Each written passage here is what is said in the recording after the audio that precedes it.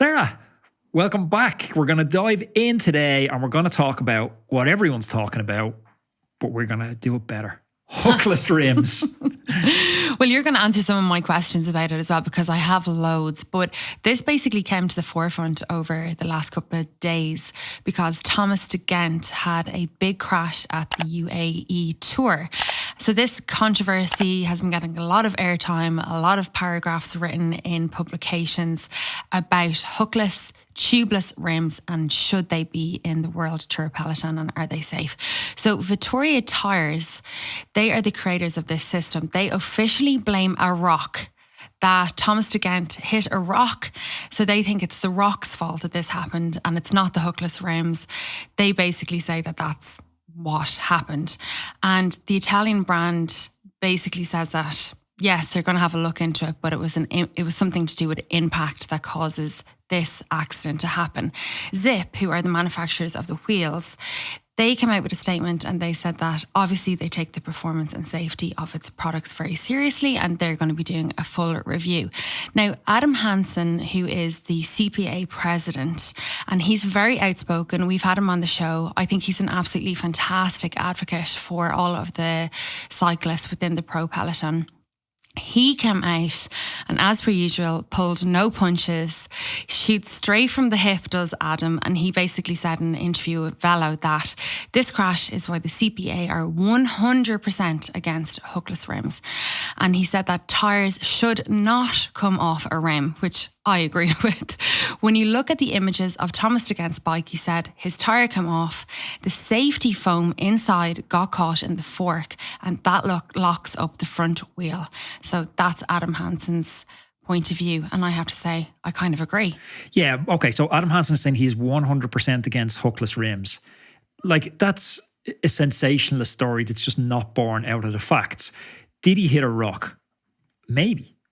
The chances he hit a rock are definitely chances that are greater than zero. Well, Thomas de Gendt actually did come out on his social media and he just put something on a tweet saying, what did I hit? Or what did I just hit? Or something like that. So he obviously felt like he hit something. Very plausible that he did hit something. So, maybe he did hit something. And then if he did hit something, that maybe explains the tire coming off. The hookless rim, maybe it's a different debate. Maybe it's a connected debate. It's definitely brought it more into focus. The wheels he was using, and Ronan McLaughlin on Escape Podcast, who Sarah was away with last week, he geeked out on this debate to a level that just... Only Ronan can. Yeah, I can't do that level of geekism. But the wheels he was using was a Zip 353 NSW and a 28mm Vittoria Corsa Pro. The team have said as much with that. Now, the ISO standards on tyre compatibility mean that he shouldn't have been using a tyre any narrower than a 29mm. So he was using a 28, he should have been using a 29, and that's because the hookless tyre on the rims has a 25mm internal rim. So that's on the team. He used the wrong tyre with the rim. So I don't think that's on. Adam Hansen can't say we're 100% against hookless tyres.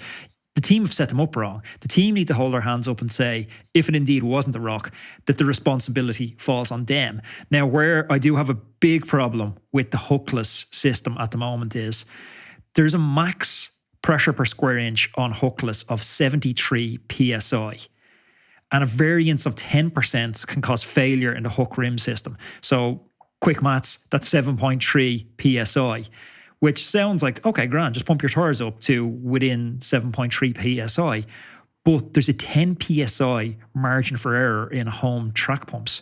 So it means you actually can't get this right. You can't get it right. So hookless has a long, long way to go. But the industry seems to have decided it wants hookless for ease of manufacturing, much in the same way the industry decided they want disc brakes. We don't care what everyone wants. We want disc brakes.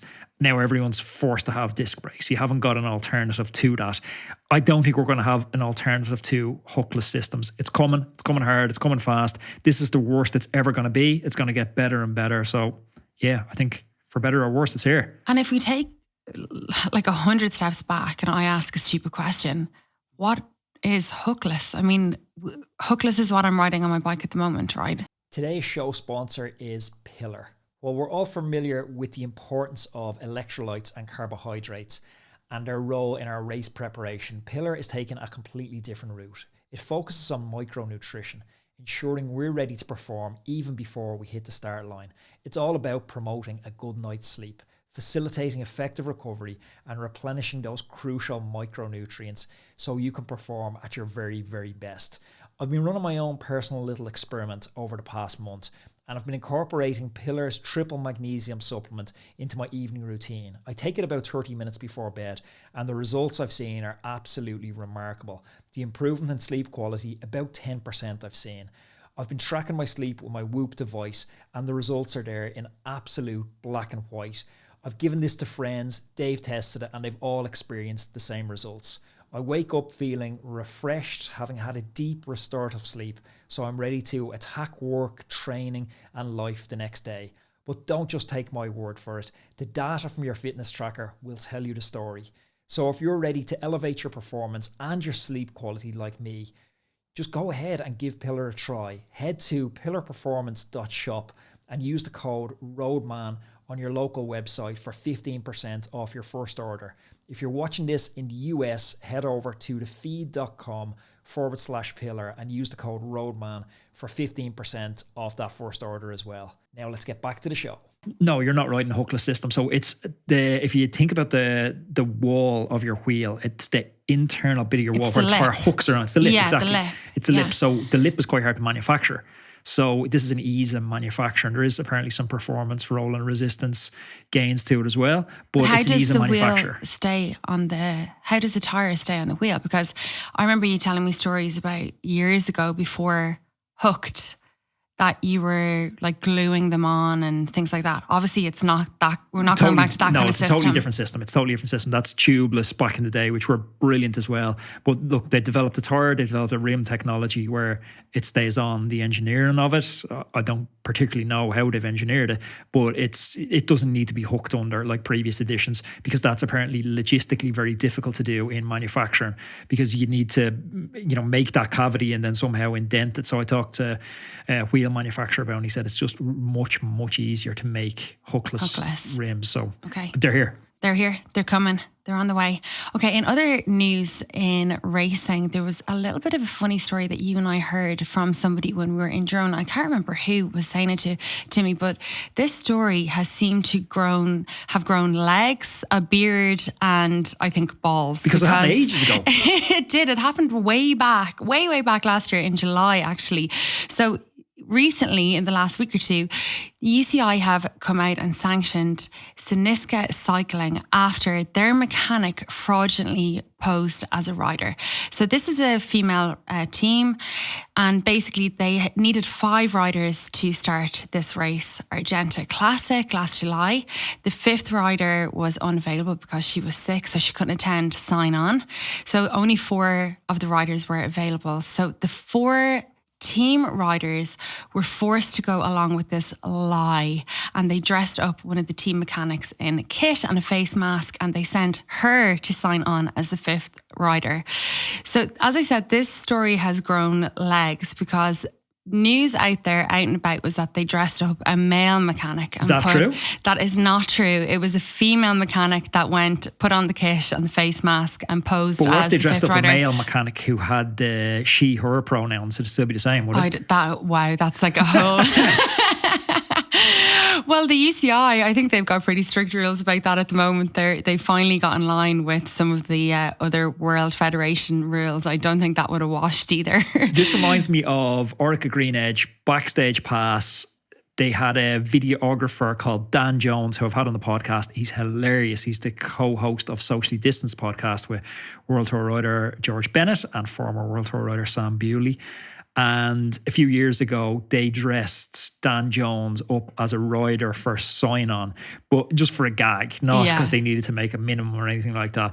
But they followed him with a camera crew. So it's like, the 3rd week of a Grand Tour, the guys are more gaunt than they usually are. And then you see Dan Jones, he's a nice way to say it, he's poured into his kit. He's kind of There's lots to love. Dan has a lot to love. he's shimmying through the security, and they're kind of looking at him, going, "What is he a World Tour rider?" Because he has the kit, he has the bike, he's the helmet, the glasses, everything. It's brilliant. Should find that if it's still on YouTube. Backstage Pass is phenomenal. Oh, that was absolutely brilliant. The thing about this one is that the UCI has actually fined the team manager, Danny Van Hout. So fined a large sum apparently and banned from any cycling activity until the end of 2025. Good enough for him. Yeah, some people are saying it's a little bit too harsh, but yeah, you can't just be putting anyone in kit and having them masquerade as a Conti team member. Okay, well, we crack into the questions. This is from @SaintRider123. Anthony and Sarah, what do you think of the proposed 20 miles per hour restrictions on time trials? Now, I looked into this a little bit, and this is new guidance basically by one of the British standards and the Cycling Time Trials Association in the UK. They announced basically that all the riders taking part in time trials on UK roads, they're now going to need to slow down when they're riding through 20 mile per hour zones. This has gotten a lot of backlash, but I mean, it's a nothing story, isn't it? Like, there's always been speed restrictions in areas where races have gone through it. It's, they've started a race in an area and said, okay, the race is neutralised for the first 6 kilometres until we get out of this speed restricted area. The idea that it's for time trials, well, they're just not going to start the time trial in that course. The time trial is going to start at the edge of the speed restricted area, not in the middle of it. How could you have a time trial in a speed restricted area? It doesn't make any sense. Well, I think that what's happening is time trials are beginning, and then, let's say they come through an area near a school, let's say, for 300 metres or for a period of time, a short period of time, and that is a 20 mile per hour. But they're just going to have to pick a different course. They can't go through that area, because otherwise, how would you run the time trial? Well, that's what's happening. That's why they're asking. It's like, do we change course? Do we slow down? Is this going to kill time trials? Slow down, I don't know. I've never done a time trial. I've seen people talking about this, and I just don't get. It's so obvious that the course can't go through the speed restricted area that I don't even get what the debate is. Like, how would you figure out if somebody rode 22 mile an hour instead of 20 mile an hour through the speed restricted area, so that the results are all sure? We may as well not have got out of bed this morning because the results aren't accurate. Okay. Am I missing something on that, or is it totally bizarre? No, I don't know. I think that this is just basically this per hour restriction, and they don't know what to do with it or how to use these. Or else, rule. What else could you do? I think maybe you say the whole section's neutralised. Remember, we raced in Santaval and it was broken into segments. So you have segment 1 and you take a time going into the start of where it's basically there's a finish line where that slowdown happens, and then there's a new start line where it ends, segments. What a catch. Roadman, you know how serious I take my goal setting, and I know how serious you take it too. So whether you're chasing fitness or lifestyle goals, and you're looking for a powerful ally to support you on this journey, look no further than Huel. Huel has become my secret weapon for when I don't have time to prepare a balanced meal. It means I get the nutrition I need without sacrificing time or taste. Plus, it stops me from reaching for the takeaway menu. I always throw a bottle of this banana into my backpack when I'm heading into the city, and it stops me eating junk convenience foods that don't support my training goals. It's handy, it's nutritious, it's 22 grams of protein. It's perfect for athletes that don't have time to cook or prepare food before a training session. It's convenient, nutritious fuel at your fingertips, ensuring you hit your daily fueling needs. Huel Ready To Drink has over 26 essential vitamins and minerals in every bottle, making sure you get 175 health benefits. Plus, it's made from amazing natural ingredients like sunflower seed, coconut, and more. And the best part, 8 mouth-watering flavours. My favourite's the banana. That's what's in my backpack at the moment. You can get Huel direct to your home by going to huel.com/roadman. That's Huel, HUEL.com/roadman. That's a really, really good idea. I love that idea. They're now afraid, though, people in the UK, I've seen a lot of chatter on Reddit about this, that they're now going to restrict in 30 mile per hour zones. So all of the time trials in the UK, they're afraid, are going to have to happen on dual carriageways and big roads where the traffic count is actually bigger. So a lot of the smaller secondary and third rate roads have a lower traffic count. So they don't think that this, it should be an issue. But when you start moving to bigger roads with higher miles per hour or ability to go faster, the traffic count is actually higher. Yeah, do you know what the TT lads love that? They do, yeah. Yeah, because you're getting, like, I remember the fastest course in Ireland used to be Wood Green. Someone tragically died up there. I don't know what happened in the incident, but it was a dual carriageway, and used to love racing up there because you're getting the draft of all the cars going past. So literally every time a car went past, you were like going, edging out of your lane to try and get into a slipstream briefly and then back in, back out, back in. Obviously not a great idea, but the speeds that people were, or the times people were doing on those courses were so much faster. Yeah, I don't know. I think it's a watch this space with the time trials in the UK. It will be a pity if time trials start to, there's a lot of obstacles to get into time trialing because of the expense of getting bikes and all of the aero equipment if you want to be really, really good at it. So it will be sad to see if this actually puts more obstacles to people running events and putting on races. So yeah, let's watch where this goes over the next couple of months.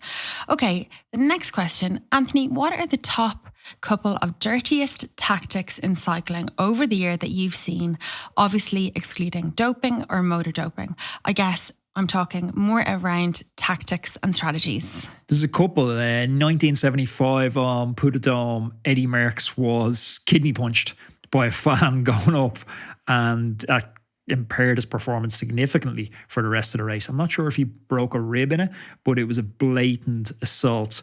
Another one was Anquetil in 1964. He claimed that, I don't know if this was ever validated, but he claimed that his rivals poisoned them in the race. Like, I would well believe this. I've done a couple of podcasts about the origins of cycling and the origins of the Tour de France and all of the Grand Tours. And not so much the teams or the riders themselves, but the fans, literally fanatics, people who are completely obsessed with riding, the riders, being winners, cycling, all that thing. The fans would take it upon themselves to, destroy the opposition's bikes, poison their food, punch them, throw things at them, put nails on the ground, all of that kind of stuff. All of those dirty tactics. So Aqua Blue got their bus burnt out at the Vuelta a España a few years ago. But there was another Sean Kelly one. I can't quite remember the story. I think it could be in Sean Kelly's autobiography. He had the leader's red jersey in the Vuelta a España, and a break went up the road, and the chalkboard that shows you the numbers of who was in the break, this was before earpieces, the Spanish contender to Kelly, I can't remember his name, he was second or third on GC, he snuck into the break, but whoever was doing the chalkboard omitted that he was in the break, so he went up the road and got minutes. Kelly was like looking around thinking, hey, where the hell is your man? I haven't seen him in ages, but it says he's not in the break. So he found out super late that he was in the break, and I think Kelly lost the jersey, as far as I remember that story. In that move, but there's been duplicitous stuff going on in cycling as long as there's been cycling. That's very fishy. God, that is because it's about around an Irishman losing time on GC. I have to say I'm absolutely disgusted that happened. Okay, next question. So I took the plunge and got a whoop, and I'm enjoying it. I've listened to your podcast, and one in particular that Sarah did on HRV, and I feel like I'm kind of filled in on that. But what exactly is resting heart rate an indicator of? And why is this number so important, or is it? I don't think any of the numbers are super important on their own. That's for what I'm getting, chatting to, like Dan Plews, who's an expert on heart rate variability. And I've one coming up podcasting in a couple of weeks, which is, for me, one of the best conversations I've had with a physiologist, Dr. Stephen Saylor. And we talk about this where there's no one metric. Like Whoop loves to give you a readiness score. It's honestly a load of nonsense. Your readiness needs to be first and foremost determined by how you feel. Like, you get up out of bed in the morning, do you feel like training? Like when I got back from Girona last week, like I just didn't feel like training. I'd done too much, and you need to listen to your body and stop using data as like a proxy to tell you how you feel, because you need to tune into actually how you feel. Having said that, I think you can look at some of those metrics, and if a lot of them are pointing in a single direction and you're kind of on the fence about how you feel, you can use that maybe to sway the narrative a little bit. I think resting heart rate is one of those that I would look for, not small changes, but if there's like a 10%, you'll establish a baseline in your resting heart rate. Like, I don't know, for me, it's like 38 to 42 is like my resting heart rate. And if I have a deviation of around 10% in my resting heart rate, That's like one of the warning lights flashing on. And then if my heart rate variability is down as well, that's another warning light flashing on. And then I ultimately go to, how do I feel? And that's the ultimate barometer of if I'm going to train, if I'm going to take a rest day, or if I'm going to, push hard. As you can see from the background, I'm over in beautiful sunny Girona, but this isn't my reality. Normally I'm time crunched in Dublin, need to make the most of every single hour. That's why I heavily rely on my Wattbike. I love it and I recommend it to you because it just works. There's no 10-minute setup, no unfolding legs, banging my shins off stuff, or wrestling to take a back greasy wheel off. Just jump on and it works. It's also compatible with all the major e-gaming platforms, connects instantly. If you're looking for an indoor trainer, I couldn't recommend it any higher. It's the last indoor trainer you're ever going to need. Head on over to wattbike.com and use the code ROADMAN10. That's ROADMAN, TEN, and that's going to knock you 10% off your Wattbike. Yeah, I think with HRV, it's more of an instant number that will be affected by a poor sleep, or if you've had like a couple of glasses of wine the night before. Whereas, so the next morning you will see that your HRV number has probably significantly dropped. Whereas your resting heart rate will take a few days for, if you're coming down with a cold, if you're very fatigued, if you're getting sick, you will see your resting heart rate go down over a slower period of time. That's my understanding of the difference between HRV. That's more of like an acute way of looking at your health system overall. And the resting heart rate is more of like an overall, more kind of longer term view on how your body is resisting illnesses and fatigue and things like that. Yeah, I think if your resting heart rate is significantly down for a couple of days, it's almost too late to take that action. You need to be looking at heart rate variability as that leading indicator. Yeah. But again, the main thing is just how are you feeling? Yeah, exactly. Get to know your body and understand your body. And we're like huge advocates here of, before, I'll wake up in the morning and I'll say to Anthony, how did you sleep? And he kind of always jokes and says, oh, I have to check my app. I don't know. And that's not the way to do it. We don't advocate that at all. It's like actually get to understand how your body feels on a day-to-day basis. These numbers are brilliant, brilliant tools, but really try and understand your body first and foremost. Okay, what are the pros and cons of disc brakes versus rim brakes? I know this seems like a very basic question, but anytime I look it up online, I'm shown an article that is clearly biased one way or the other. Anthony, settle it for me. I'm going to buy a new bike soon and I'm going to use your advice. Disc brakes, how do I take care of them? Are they easy to maintain? Is there weight consideration, stopping power, noisy, etc.? So it sounds to me like this listener has kind of made his mind up about disc brakes, and his hand has probably been a little bit forced by the industry as well. But can you explain, because this is a question that a lot of people do have, and when you go online onto YouTube, anything, it's very hard to get a balanced answer about which is better. Well, I hate to break it to him, but you can't buy rim brakes. Well, you could buy like a second-hand bike. Maybe, yeah. But he said he's going to the bike shop, I think. He's going to buy a new bike soon. Maybe it's new to him, and that's what he means. Yeah, if you're going second-hand, you can buy it, but you got to think now that manufacturers aren't going to be bringing out the new stuff in rim brakes anymore. So I don't think SRAM make a SRAM Red with rim brakes anymore. Dura-Ace, I think, still make a rim brake top-of-the-line Di2, but that's not going to happen next time around. It's rim brakes in the industry, it's disc brakes in the industry now, full stop. There's no other game in town. Why are they better? Depends on the type of riding you're doing. If you ride in the rain and you're using carbon rims and you like stopping, then disc brakes are going to be for you. If you love flying down mountain descents in carbon brakes and you like that thrill or adrenaline of pulling the brakes and nothing happens, then rim brakes could possibly be for you. But disc brakes are just an absolute game changer. Why are people like so passionate about rim brakes and really try to hold off on getting disc brakes, or accepting that rim disc brakes are a thing? It really does feel like people are very much skewed on either side. Well, you probably don't need the amount of stopping power that the disc brake gives you on most instances in the road, with that exception of racing in the wet on carbon rims. But if you're racing in the wet, you could flick to aluminium rims and you still do have a good bit of stopping.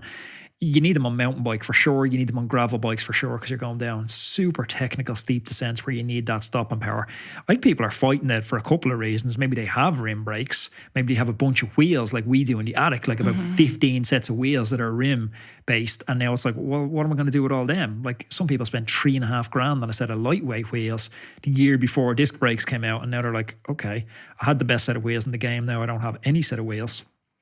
The big thing if you're working on your own bike is maintenance. Like it's difficult to maintain disc brakes. You need to know how to bleed brakes, change pads. Changing pads on, a rim brake, you could do that at the traffic lights when it's red. You could stick a new set of pads in. So they're super easy to work on. You can pull a cable out, spang a new cable in, really fast and easy to work on. But bikes are going that way where they're not easy to work on anymore. It's like the same way you drop your car into the garage. You need a computer technician, not a mechanic now. You need to plug your bike into a laptop to update the firmware now when you go into the bike shop.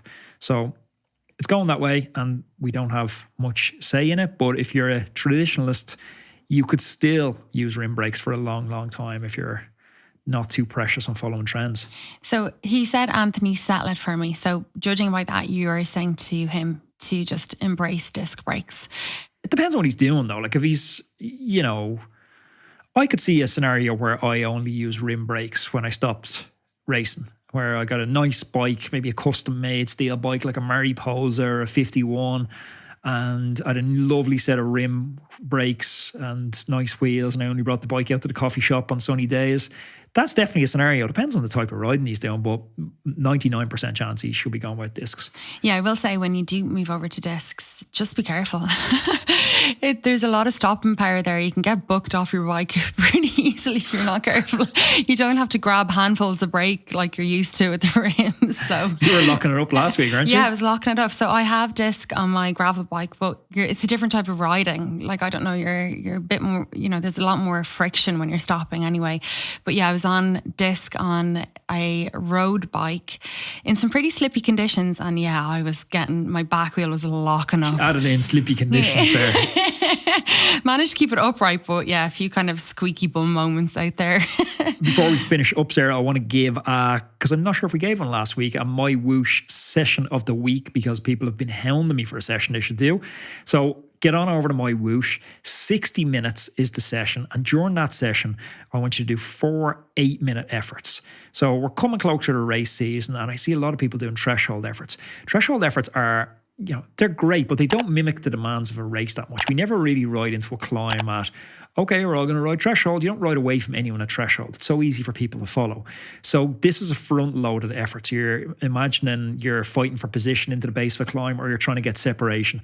So for the 8 minutes, it's going to be a 1 minute full gas effort and then into 7 minutes of threshold. Then you can ride easy for 4 or 5 minutes and then repeat it. So you're going to do 4 of those 8 minute front-loaded efforts.